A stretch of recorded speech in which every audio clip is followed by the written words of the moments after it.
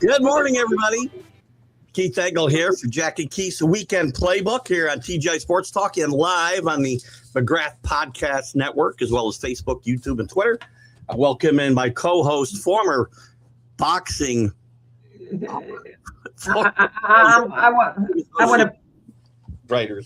to pass on you, Bill Keith. Just my name going forward. I mean, I think I've got enough recognition, enough cachet on this show. I'm like going to pull off my name. I mean, it's like you're stopping me at a light and you want to see my ID. I mean, you should know me on my recognition. You know, the problem is I've got you ready in my head to introduce you, and then I'm trying to get us live on Facebook because Facebook won't stop messing with the show.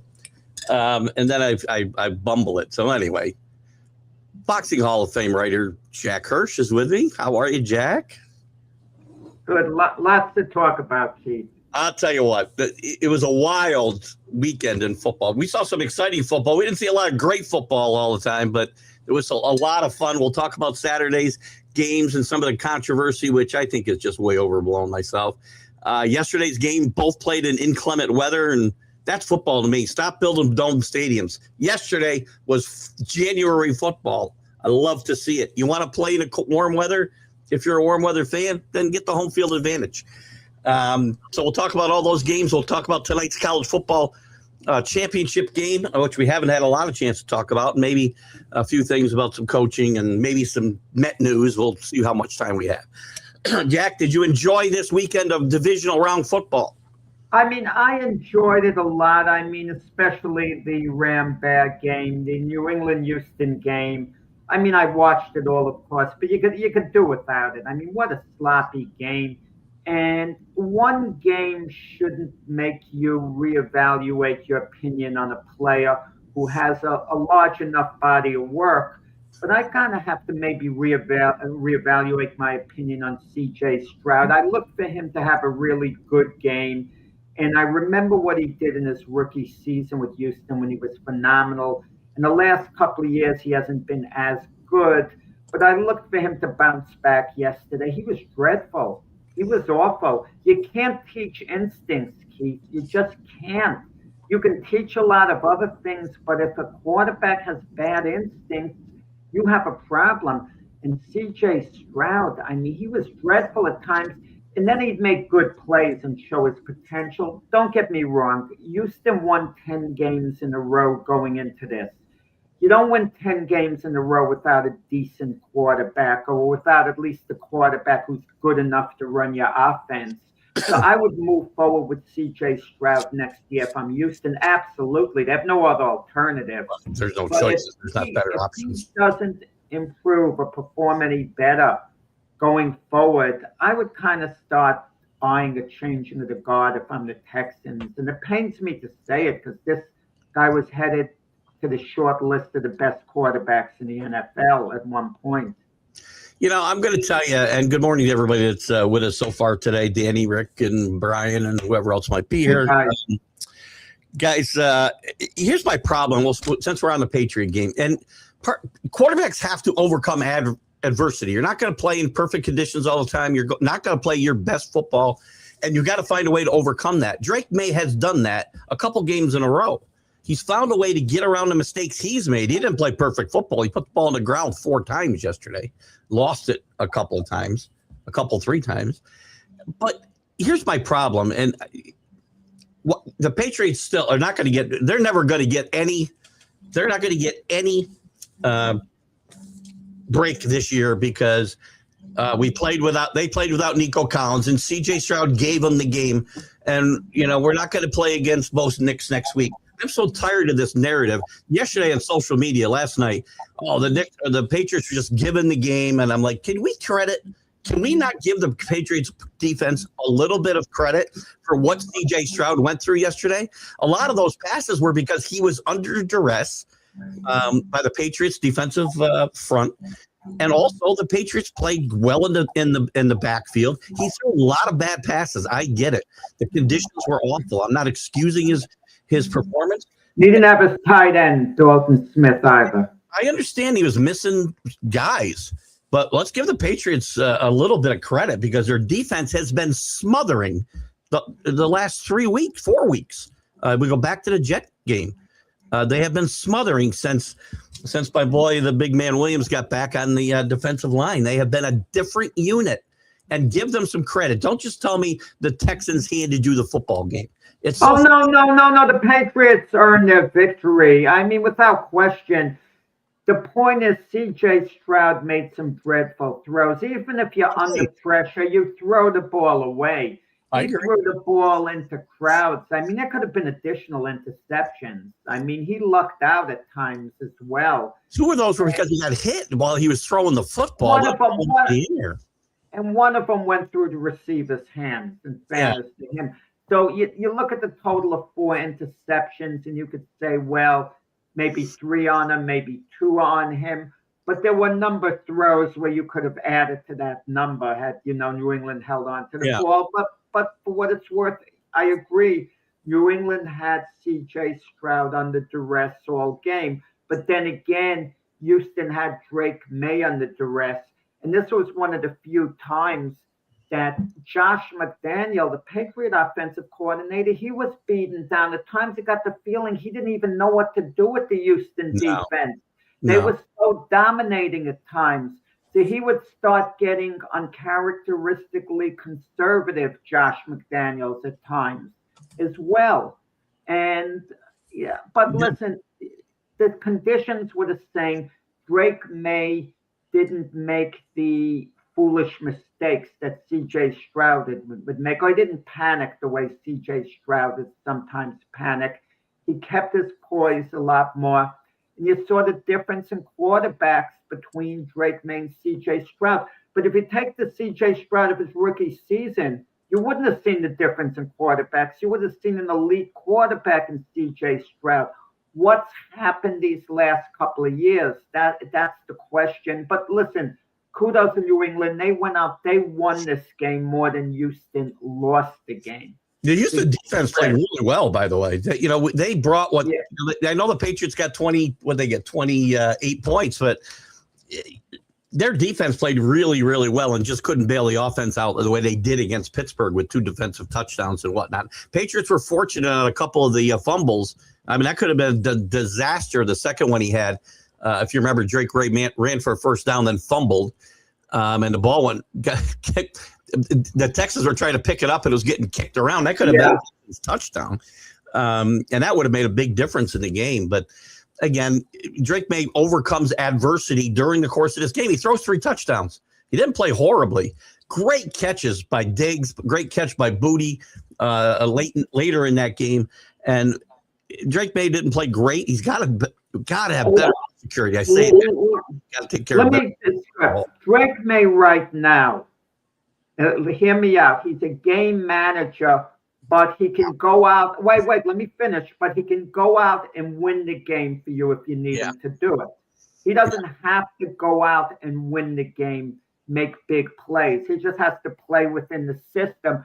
But if you're in a situation where the Patriots are behind late in the game, he can go out and win the game. Yeah, he can play from behind if he has to. Yeah, I don't disagree. Again, everybody manages the game at some point, depending on the circumstances at that point, right? That's all you're doing is managing the game. Patriots were really, the offense was really good while Stevenson was on the field yesterday. Stevenson was out for nearly 2 quarters with an eye injury, and their offense kind of stalled. You could tell the way Stevenson was running the ball late in the game. The Texan defense was finally worn out, and you got the feeling it may have been as much emotionally as physically, because when you see your offense is just turning the ball over, and you have to keep going back out on the field, it takes something out of you. Imagine the player's mindset. You make a really good stand on defense. You go to the sideline to unwind, and then you're out there sooner than you anticipate again. Yeah. Mentally, now you got to gear it up again. It was. We talk about baseball pitchers. If they're told they're out of the game, they shut down, and then if they find out they still have to pitch, it's hard to get back in the swing of things.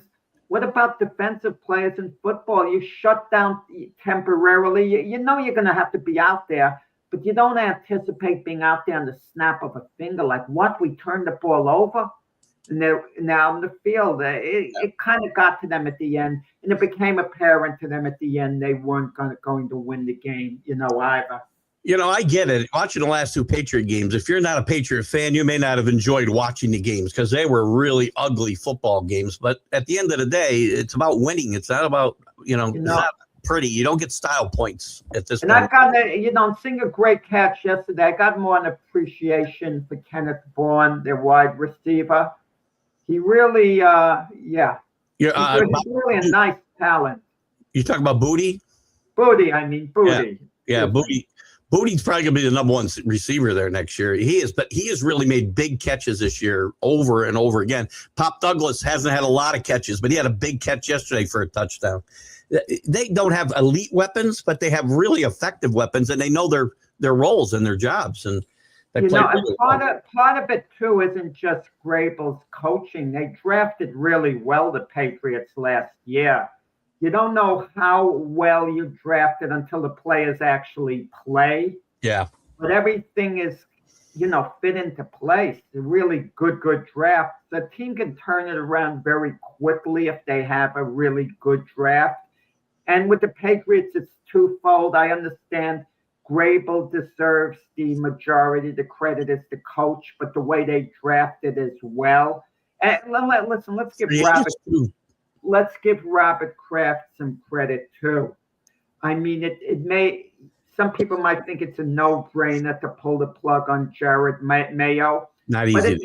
But after 1 season, it's never easy to pull the plug on any coach, because there's an owner, you got to admit, you were wrong. And I'll tell you, if they couldn't get Grable, Kraft may have given Mayo, I think, a 2nd year. There's no doubt in my mind, Gerard Mayo will still be the coach. If Mike Vrabel wasn't available or said no, he'd still be the coach. Gerard Mayo just was a victim of circumstances, and it wasn't easy for Robert Kraft, because this is not a guy who just came off the street. It's a guy who's been involved in the organization for 20 years as a player and a coach. And it wasn't an easy decision. And I kind of feel bad for Gerard Mayo, probably sitting home watching this now. But I feel bad because of the success the Patriots are having. It's kind of reflection. Well, no one wants to leave a job and see someone else has done so much better than they did on the job.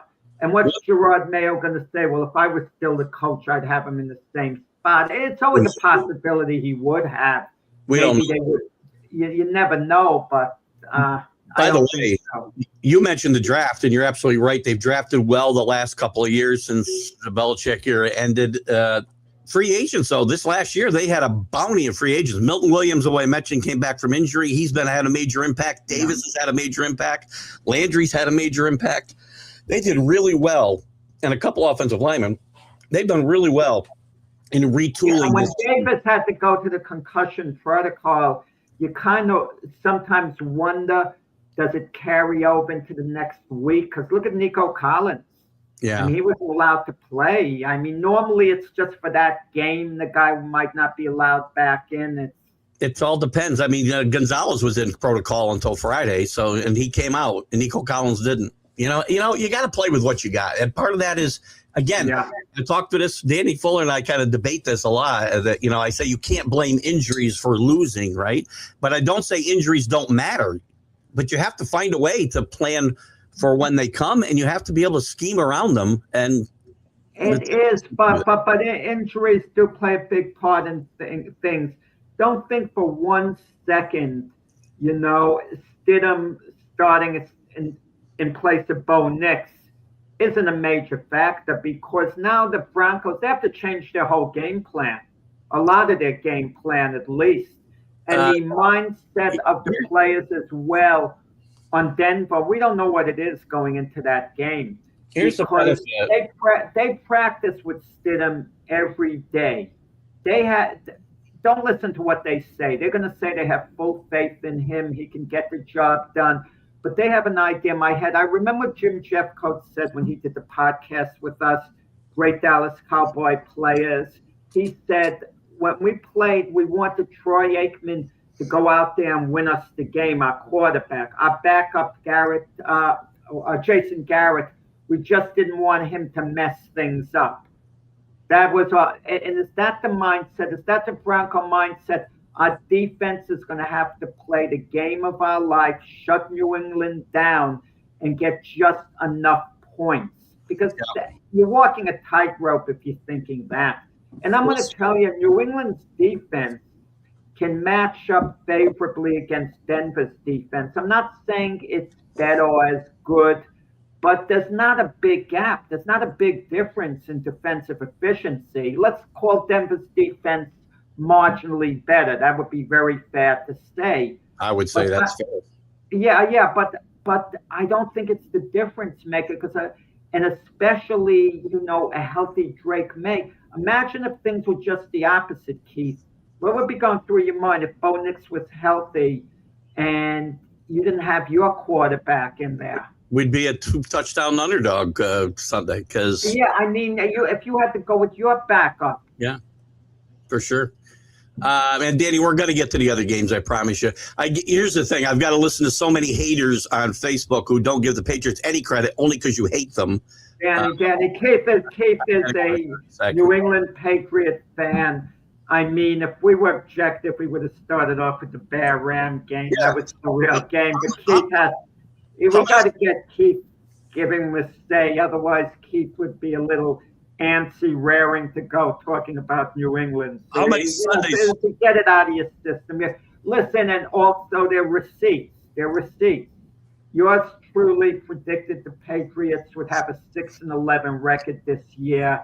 But I thought they'd be a playoff team the following year. But I thought losing record, no ifs or buts about it. You did have them. Look how wrong I've been about the New England Patriots. I did have them 9-8 and in the playoffs, so they've overachieved in my mind. So, and I think they're going to the Super Bowl. I'll tell you that now with the Bo Nix injury. I don't mind making my picks early. I think they will. We'll get to that Friday. Let's move on to the other games, because there is some other games, obviously, to talk about. Since we're on Sunday and inclement games, let's go right to last night's game, because it was, again, not well played. Caleb Williams, you saw all the best of Caleb Williams and the worst of Caleb Williams. I have never, Jack, you've been watching, we're both of a certain age. You're a little bit older than I am, so you've seen a little bit more, but not a lot. I have never seen anything like that pass to tie the game at the end.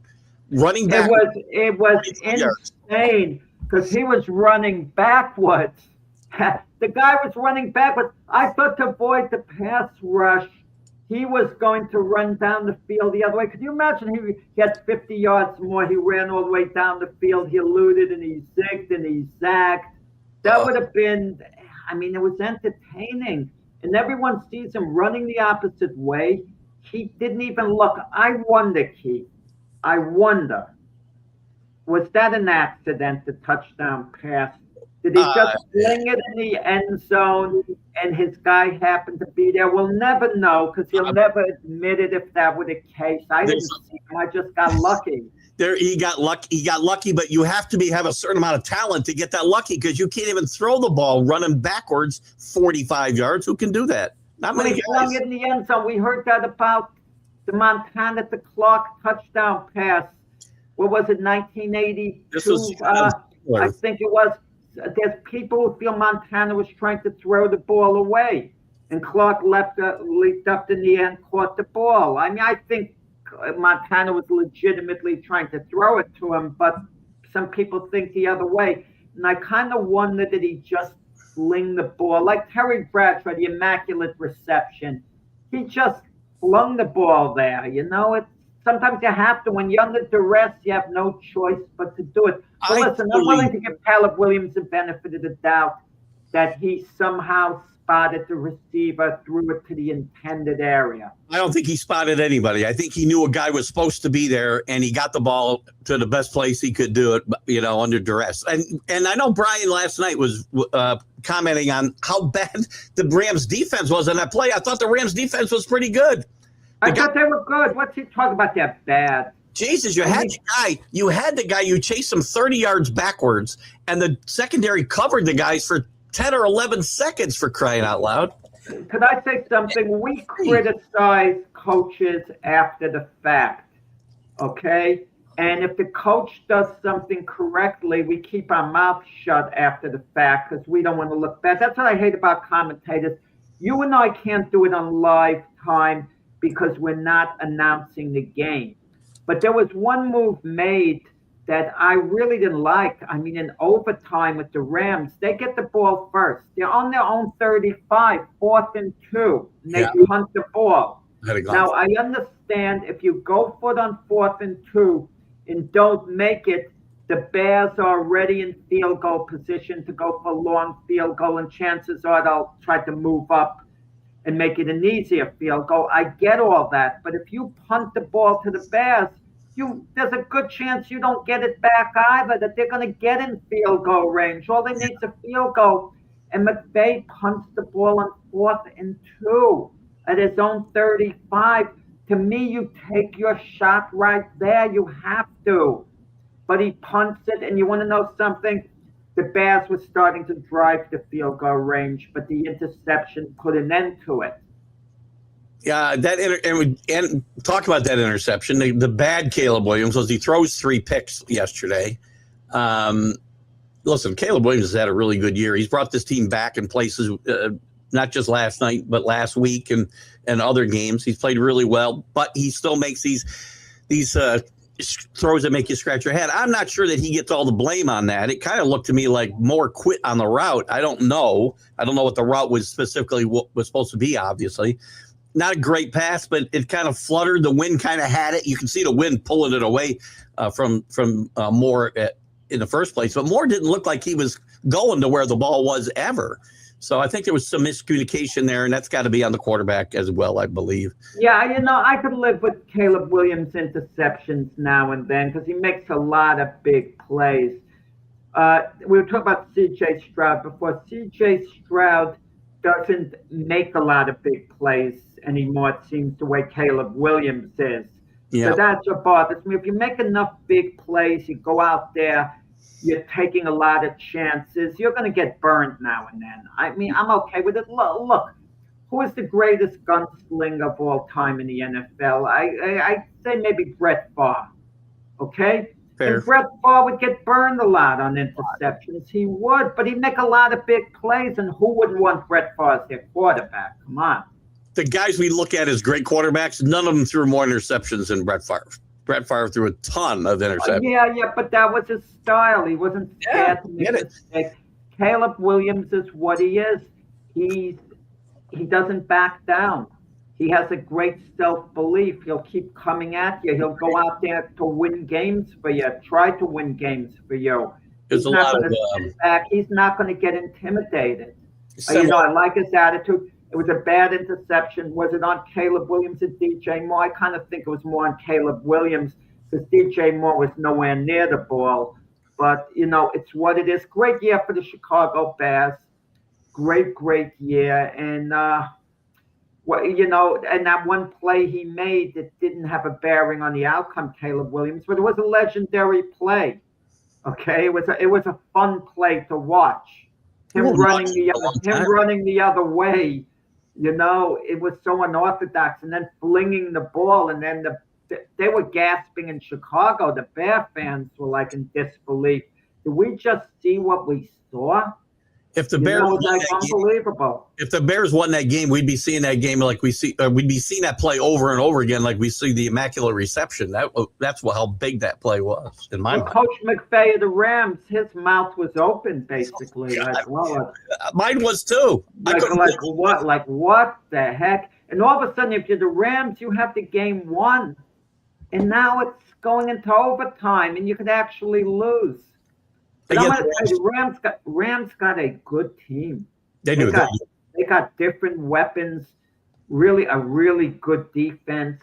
I mean, they're good against the run, secondary. I mean, they are a good team. I mean, what a game that's going to be against Seattle.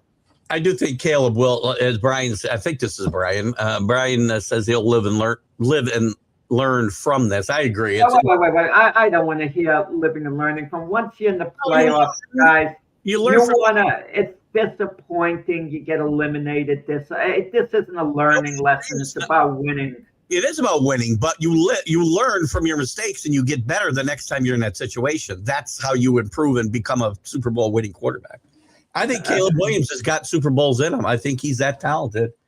And if the Bears improve that defense, they're going to be a team to be reckoned with for a while.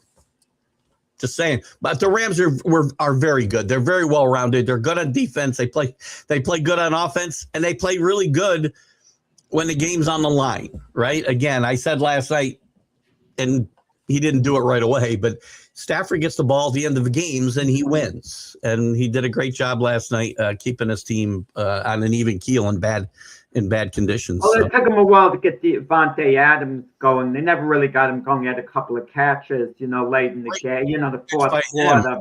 What a great catch by him. Getting going a little earlier. That catch by him in overtime was fabulous. Just a great catch on the sideline. Nakua.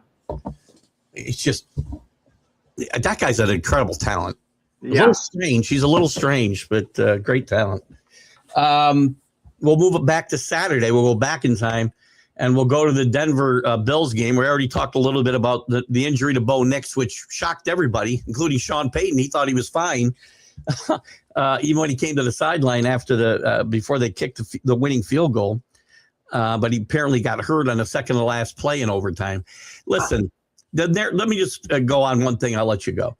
The narrative that the referees gave this game to the Broncos and the Broncos didn't win this game. I'm sorry, you're wrong. The two pass interferences, first of all, one wouldn't have mattered because I'm talking about an overtime. The two pass interferences, one was clearly pass interference. The last play, the guy didn't turn his head and he nearly tackled him. And as far as the catch goes, that wasn't a catch. It was an interception. There's no clear-cut evidence on me, for me, that was a catch. I'm sorry. Maybe it was, maybe it wasn't. I think the only fallacy here for the referees is they didn't go to replay. I don't understand how you don't go ask New York to look at this longer. And that's the only thing there. The biggest referee blunder in this whole game was at the end of the regulation when they didn't call pass interference in the end zone against Cooks because the guy hooked him and didn't let him get his arm up. The Bills might have won right there. But the Bills had their chances to win this game, did not execute. I don't want to hear the crying and griping. Well, it's more like the Brandon Cooks non-catch, and people don't understand the rules completely. According to the NFL rules, it wasn't a catch. It wasn't a catch the way they stated. To the naked eye, it was a catch because he hit the ground, but you have to complete the process. I don't think he did. Rules. I don't like the rules, and I predict they're going to change the rules at some point because people don't like it. These rules aren't popular, but the refs are following the rules, and it's, what it is. But the interesting question I have to ask you is this, okay? Let's say the Bills had won the game, which they easily could have, a bounce here, call here, or whatever. What would you rather have, Keith? Going into Denver the way you are under the circumstances, playing against their backup quarterback, or you could have had the home game against Buffalo and Josh Allen quarterbacking? For two reasons. It's irrelevant because it's not going to happen. It's irrelevant, but it's fun to think about. I'll answer the question. For two reasons, I'd rather be playing Buffalo because I'd want to be at home, quite frankly. I don't want to go to Denver. Even playing a backup quarterback, anything can happen. It's a good defense, and it's a tough place to play. And Patriots have had a lot of horror shows there over the years, including in the playoffs. And I'm not a guy who roots for guys to get hurt, so I have an easier path to victory. I want to beat you at your best. I don't want to beat you, half-assed. I don't. I want to beat Bo Nix. I don't want to beat Jason, I keep calling him Jason Statham, Jared Stidham. I don't want to beat him. I want to beat Bo Nix, or I want to beat Josh Allen. That's what I want. You care you're big. You just want to get to the Super Bowl. I'm happy. You beat a scab team. It doesn't matter. I'm not going to be unhappy. I want to beat teams at the best, so I don't have to listen to nonsense from Patriot haters who will say, well, you didn't play anybody at full strength. You didn't beat any good teams. Well, we're going to beat a good team in the Super Bowl if we should get there. So, Danny, I'll look at yours in a second because that's a lot to look at. Are the rest chosen based on a star system? Can you imagine, okay, Justin Herbert, you can't say anything bad about him, but CJ Stroud's stock went down. Could you imagine you beat Jarrett Stidham and Sam Darnold lays an egg in the Super Bowl if Seattle gets there and the Patriots win and they say, who did they have to beat? Stidham and Darnold? Come on. I'm going But you want to know something? Who gives a darn I won't care, what anyone would be saying? It doesn't matter. It doesn't matter in the slightest. So Danny's the Baltimore Raven team with Ray Lewis that beat Terry Collins, whatever. I don't care. Give me an asterisk. I don't really care. I'll take my seven. No, not Terry Collins. That wasn't the team. I'm thinking. That was Kerry Collins was on that Giant team. Terry Collins. That was Kerry Collins. I'm getting my mixed up a little here. Yeah. You guys can put all they beat them 31-7. The Ravens beat the Giants. Danny, we'll circle back to your question in a second because it's about the refereeing. They can put an asterisk on here, and I don't care if the quarterbacks for the Rams or the Seattle, whoever gets to the Super Bowl, they get hurt. I don't care who gets. You want to give me an asterisk? I'll take my 7th Super Bowl trophy. And any of you guys want to try to match me because all you guys who hate the Patriots, I don't see your teams in here. I don't want to sound like Sonya here, but that's why I try to. You don't hear me chirping during the games, by the way. I don't post. I don't do anything. I post before the game. I post after the game. I don't do a lot of chirping. Danny's, by the way, just to get back off this, Danny's talking about the ruling on the catch. And I think it's very clear. It's very subjective what's a catch and what isn't. Don't read it all. I'll kind of summarize it for you. Yeah, it's kind of long. What did you, Danny, keep it a little shorter, Danny. I mean, that's a lot to read. I'll summarize for you. He's basically talking, they aren't calling the catch in the Bills game a catch, but in other games we saw guys, very similar plays, it gets called a catch once he go to the ground and lose the ball. It's subjective. And listen, I've said this for a while. The NFL needs to have full-time referees. Pay them whichever you need to pay them. This is a tens of billions of dollar industry. You can afford to pay the referees a wage that they don't need to go work their full-time jobs. These guys need to be full-time doing this job over and over again, practicing, drilling, putting the best teams you can together, work together. The NFL should not be putting themselves under this type of scrutiny when they don't need to with part-time employees. Well, let me just say a couple of things and then we'll wrap that up. Had Brandon Cooks acted like he caught the ball immediately, got up, clapped his hands, even though the Houston defender was running away with the ball, it would have looked like, I made the catch, like he's good, but he got up like he was a little dejected, okay? And that didn't give it a good look for the refs, maybe psychologically, maybe influenced them to make a quick call. Also, after the game, Sean McDermott, he was grandstanding. Sean McDermott was, to some people, a little bit in the hot seat, and him saying, I'm standing up for the people of Buffalo. I'm going to see to it they don't get screwed. Someone's got to speak up for Buffalo. And the people in Buffalo probably love it. Yeah, tell them, Sean, we're with you all the way. And that helps job security. And that and so on. Even though, listen, all in all, Sean McDermott's done a good job as the Buffalo Bill head coach. I would not look to fire him or move on from him, but there have been some talk about that. There has been, unfortunately. My only question about that whole play, again, because I don't think it's, indisputable that he caught the ball. But I don't understand how they don't send that to replay. How do they just say, they go over and tell McDermott, no, we're not going to do it. They called it on the field. I mean, that is, if there's a reviewable play, that's one that's got to be reviewed. And I don't know that they would have overturned it. Before getting to tonight's national championship college game, well, let's just very quickly, and I mean quickly because there's not much to say. We got to give it a mention. The Seattle Seahawks Saturday night blew out the 49ers. Not much to say about the game. As Muhammad Ali used to say, it was no contest. Well, I mean, from the opening kickoff, Seattle returns a kick all the way, and they did chip away a little.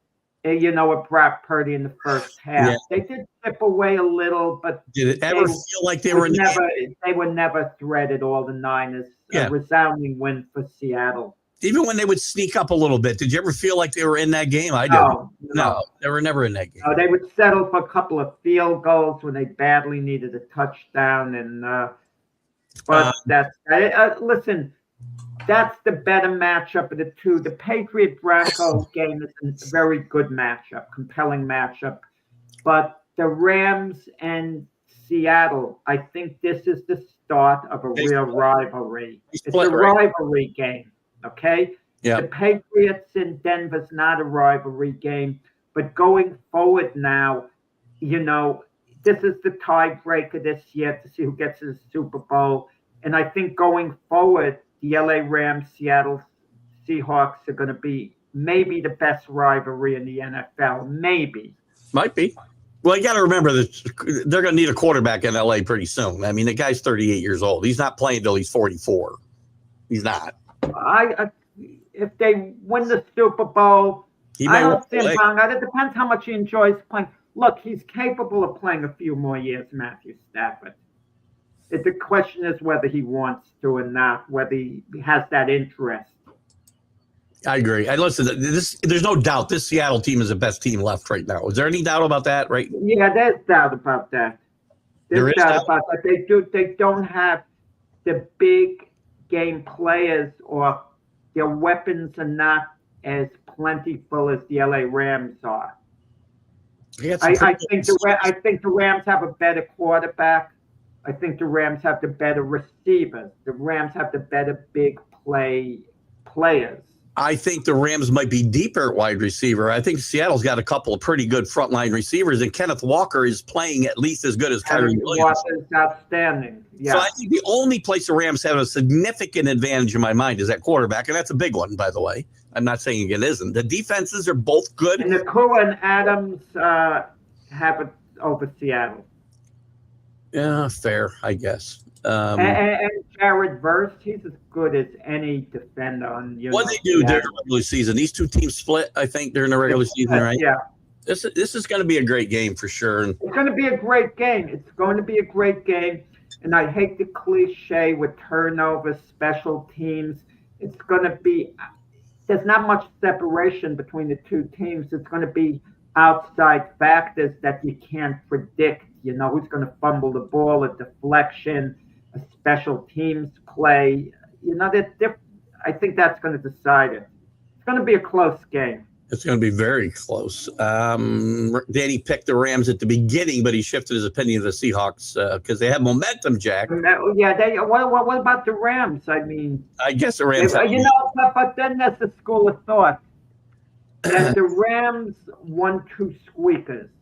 Okay, you win a squeak against the Bears in Chicago because the Bears did have all that momentum. Okay, you want to say that. But to just barely get by the Carolina Panthers, you need your last possession. That doesn't exactly show a dominating team. No, but you got to be. I have to be consistent. It's not how, it's how many. And there's no style points right now. You just survive and advance. That's all you have to do. And the Rams have found a way to do that. And there's something. But then you hit a wall against a powerful team. and you have to show that you're really an elite type team to beat them, which I think the Rams are. I mean, I haven't come up with a final pick in that game yet, but I wouldn't discount the Rams. I might wind up picking the Rams to win the game. Where I have to sit down and give it my final thought process. Listen, but sometimes you overthink things. Like I overthought the one game this weekend that I got 3 out of the 4 correct I picked. The one game I picked wrong was the Texans over the Patriots because maybe I thought a little too much. I sat down. I was thinking of Houston's defense, what they might do. C.J. Stroud was going to play a good game. I convinced myself C.J. Stroud would play a good game. So did everybody on the pregame show. If you noticed, they convinced myself. Maybe, yeah. Only the 2 Patriot guys on the ESPN pregame shows yesterday picked the Patriots. Only them. Every other guy on that panel, including that moron Rex Ryan, picked the. No, Rex is all right. Rex is all right. Yeah. Maybe we're convincing ourselves that Sam Darnold's going to play really well. Think of that. Matthew Stafford, we don't have to convince ourselves. Sam Darnold, we maybe have to convince ourselves. No, Sam will do it this time in the big game. I think he doesn't have to play great. He just needs to play good. He doesn't need to play great with that team and that defense. Listen, we could have said the same about C.J. Stroud. He doesn't have to play great. I don't want to hear it. Sometimes you have to play great. You got to go out to win these games. I don't want to. They're not. Listen, if Seattle is better than the Rams, you're not so much better that Sam Darnold just has to play okay. You might need him to go out there and make big plays and win the game for you.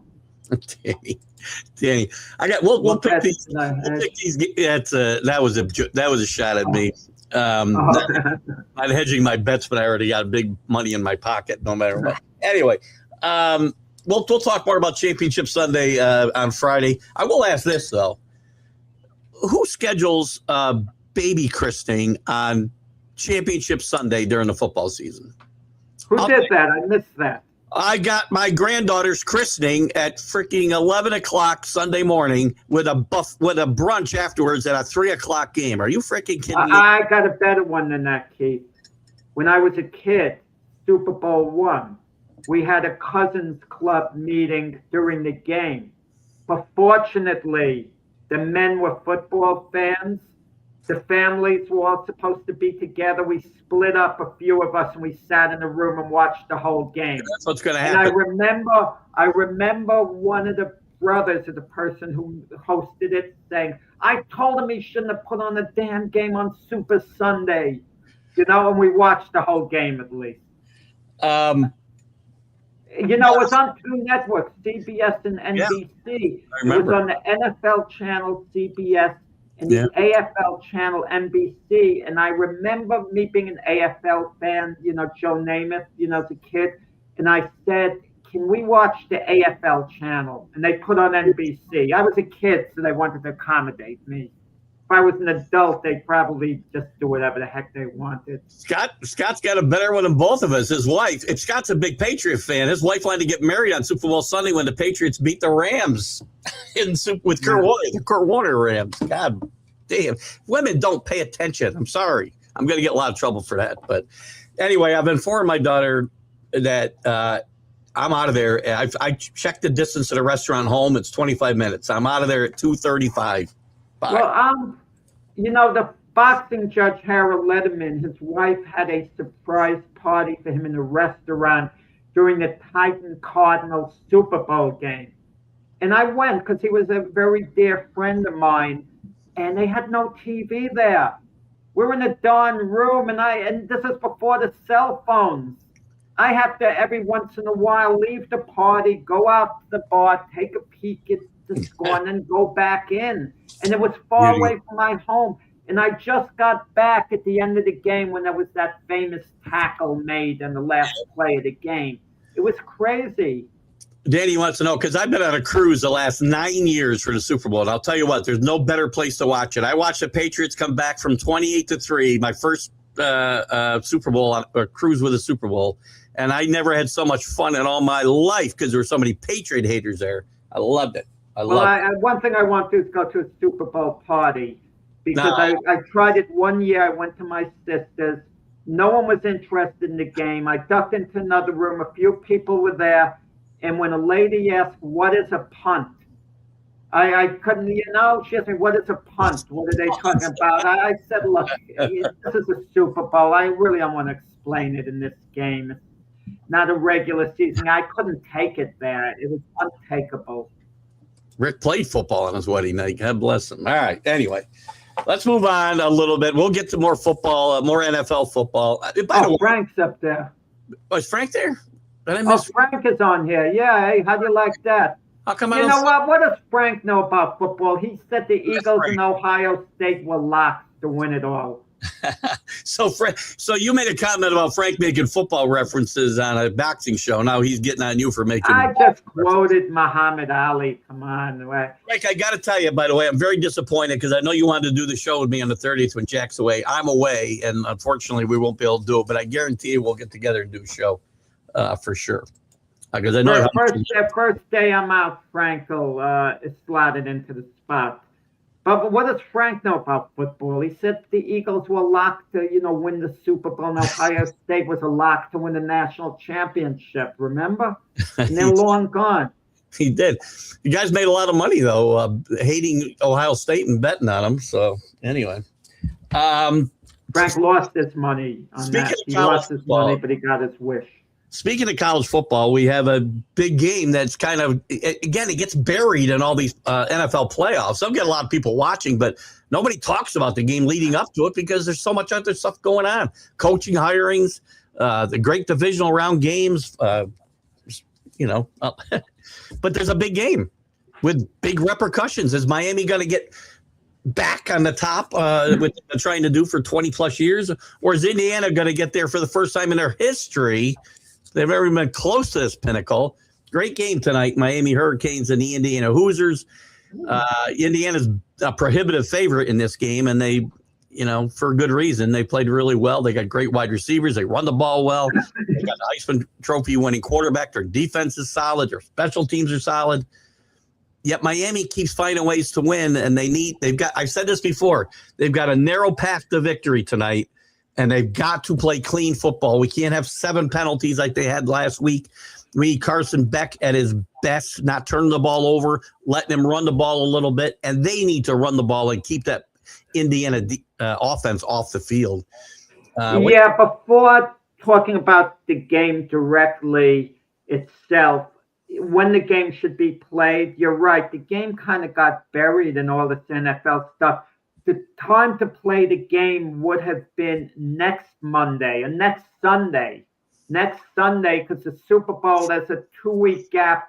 Not next Sunday, I mean the week between the Super Bowl and the conference championships games. There's nothing going on. There's a 2-week gap between that and the Super Bowl. And had you slotted in the college championship game in that week, it would have been great. Yeah. It would have had everyone's attention. The game's being played tonight. We were paying attention primarily to the NFL because of the gap of time. And now all of a sudden this game is thrust on us. It's great matchup, but it's not getting the buzz that it should be getting. But with that said, for Miami to win, they're going to have to make some big plays. Tony's going to have to break off a big run or two. I mean, Carson Beck is going to have to hit on a big play. He can't just conservatively manage the game. Ruben Bain is going to have to go wild. Got to get to the quarterback. Got to get to the quarterback. Got to get to the quarterback and got to get to him constantly.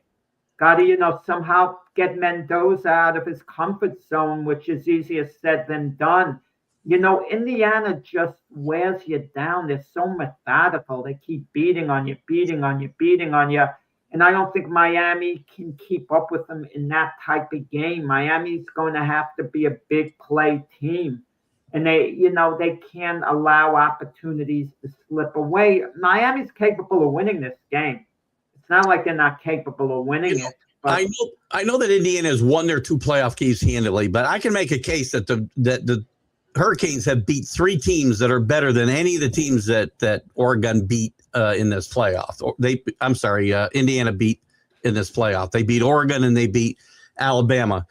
And I can make an argument that A&M, Texas A&M, Ole Miss, and certainly Ohio State are better than either one of those teams that Indiana beat to get this far. That's not to say they're not a great team. Wait. But Indiana beat Ohio State too. Not in the playoff. They beat them in the Big Ten championship. Well, no. Listen, they were playing that game like it was a playoff game. Two unbeaten teams. Nice win. Even though it didn't have any implications as far as getting into the college playoffs, it was for bragging rights who was the best college team in the nation. There was a lot of pride on the line. I know Ohio State was coming off the emotional win over Michigan. I shouldn't say emotional. They beat Michigan handily this time around. But maybe they had a little bit of a letdown against Indiana. But it was a big game. Don't dismiss it. Yes, it's a great win. It's a big win for Indiana to win the Big Ten championship. I agree 100%. The game meant a lot more to Indiana than it did Ohio State. Ohio State wanted to win. I'm not going to say they didn't, but I think they were happy to get out of that game without getting injuries and get into the playoff. If you want a red flag about Indiana, that bothers me. It's the Penn State game. Yeah. I mean, they had to come from behind. Mendoza led a great drive, made a great touchdown pass at the end of the game, great catch to pull out the game against Penn State. And I can argue that Penn State, especially this year, their obviously poor year, isn't close to being on the level with Michigan. So if I want to say if Penn State could come that close to beating Indiana, certainly I have to like Michigan's chances. Listen, as far as Michael Irvin goes, listen, what's the over-under on how many times ESPN or ABC shows Michael Irvin tonight? Yeah, but listen, isn't that what sports is about? Guys get into a ton of trouble during their playing days. They do things the wrong way, and they get rewarded with these prime positions. I like the fact that he's there supporting his alma mater, and I like that too. He's sincere. What I might not like, him being right behind the coach. I don't like that either. If it doesn't bother the coach, it doesn't bother me. If it doesn't bother any of the coaches, it doesn't bother me. But if it annoys the coaches in the slightest, if he's the slightest distraction, you can't have him around. Or the players. Yeah, well, the players are the kids. The players are maybe somewhat inspired by Michael Irvin, great NFL player, broadcaster. Right. They probably like the idea. Wow, Michael Irvin's taking this interest in us. To a certain point, give the guys high fives coming off the field after a big play and get out of the way. I don't need him. He's not a coach. Get out of their faces. Yeah, giving the advice. Yeah, I'm not a big fan of that, but I love his enthusiasm. Well, then Miami's coach, did he play with Michael Irvin back in the day? Was he his teammate? Under Jimmy Johnson. Yeah, they were both coached by Jimmy Johnson. I believe Cristobal was on the same team as Irvin. He was an offensive lineman, you want to know something? And Michael Irvin was a receiver. Maybe they have a great relationship that really doesn't bother, their coach. So I don't know. So Brian's calling you out a little bit for saying teams don't get up for every game. So beating Penn State at the end is just a testament to how good it is. Listen, I'm not putting a lot of most powerful teams sometimes have a blip where they have to survive a scare. I mean, we see that in all sports. I get it, but the point I was trying to make is that Indiana could be had. They easily could have had one loss on their record. And if they had that one loss on their record against Penn State, would we be looking at them as a virtually unbeatable team? Listen, Indiana is a great team, but Miami is not incapable of winning this game. They can win this game. They've got to play mistake-free football, though. You're not going to get away with the mistakes they made against Ole Miss. How much of an advantage, and it's got to be at least a tiny advantage, is it for Miami to play Miami? When I say at least a tiny advantage, no, because they don't have to travel. Hurricanes. They're home the whole time, so they're used to this environment. That's about the only advantage I see here is the fact that, they're at home. They're going to be in, they know the weather. I don't think it's going to be hot. I think it's, not Florida in September. So here's the thing. Indiana travels really well, though. I mean, I guarantee they bought up all the tickets they had allotted for them, which was probably like 40,000 and more. They took over the Rose Bowl. They took over the Peach Bowl, the Indiana fans. So they're going to be there and they're going to be loud. So if that matters, if crowd noise and whatnot matters. Now, this is going to hurt you to answer this, but what's it going to be better for college football, a Miami victory or an Indiana victory? And I'll answer because you're not going to want to answer being a Miami Hurricane fan. It would be better for college football, the Indiana Hoosiers win this game because Miami has a history. And it would be great for Miami to reclaim past glory. It would remind us of a great time in the past and to revisit it now. But it would change the landscape of college football forever. No one in their right mind would have ever thought a team from Indiana would win the national championship. We're not talking basketball here. We're talking football. That's crazy. Yeah. I do feel I have the ability to be fair. These are both great storylines going in here. Indiana's a bigger story.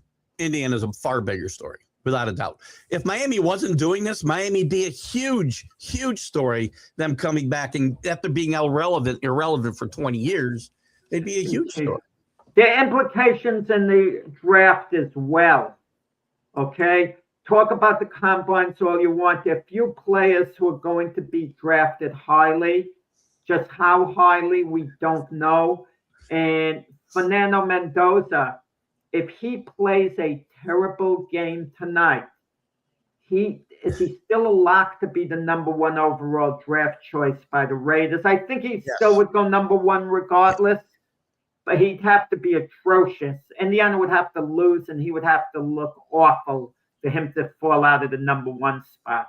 I don't even know if that'll be enough because teams are desperate for quarterbacks. And he's the only guy that really fits the bill can come in and play fairly quickly, if not right away. And I'll tell you, the Jets going number 2.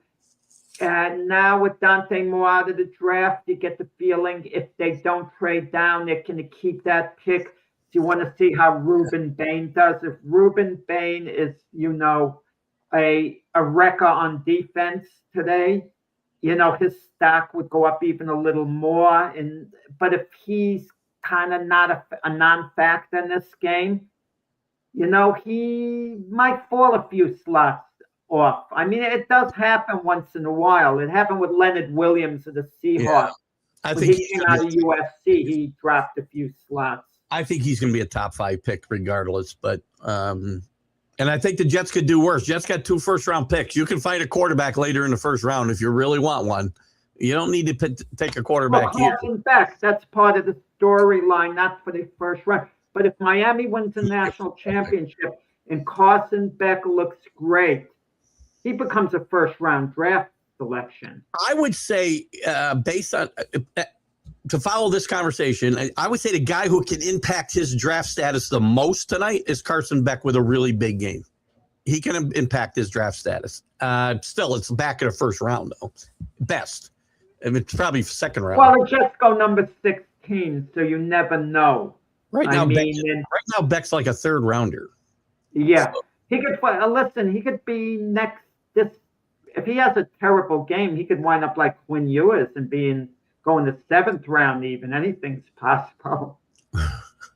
Jack, you got momentum. Danny gives you momentum. Listen, I mean, I'll get momentum going into the draft. I mean, when I see the players who the Jets should pick. I'm following the Trinidad Chambliss situation carefully. Once the NCAA, I shouldn't say I'm following it carefully. I'm following it as a fan. But when are they going to have the ruling, the NCAA? The NCAA already ruled he cannot return. He's suing. Oh, no, it's on the court. When is the court ruling, I believe that's in the next couple of weeks. I'm pretty sure. I'd have to check on the date. I saw it this morning, but the date didn't register with me. So make a pick. Make a pick for this game, Jack. I've got Hurricanes 31-30. Ohio State 30-17. Well, Ohio State's not playing, so we can't take that. No, I mean Indiana 30-17. If it was Ohio State, I would have said. We'd have a scoop. Well, they lost to him already. So what am I talking about? Where's Frank? Frank, if Jack wants to bet Ohio State, I think we should take as much money as he wants to bet on this game, by the way.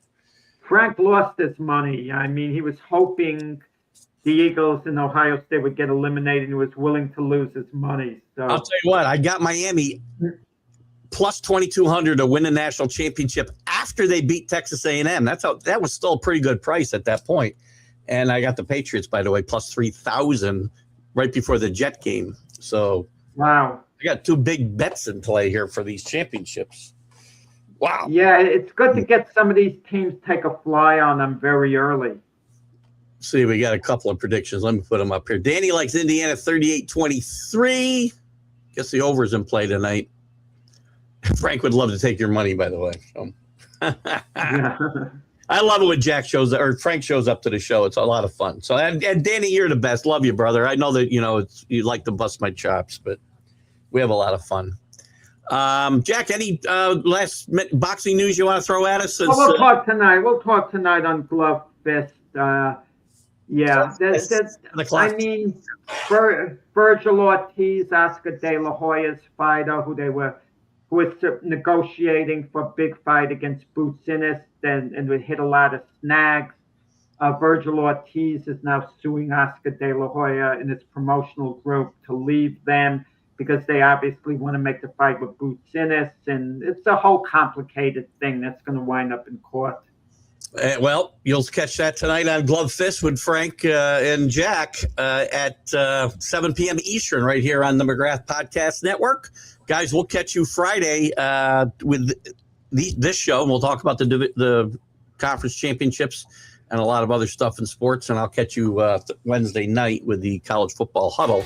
And we appreciate your input. Jack, great show today. We'll see you later, guys. Have a great one. For Jack. Bye-bye.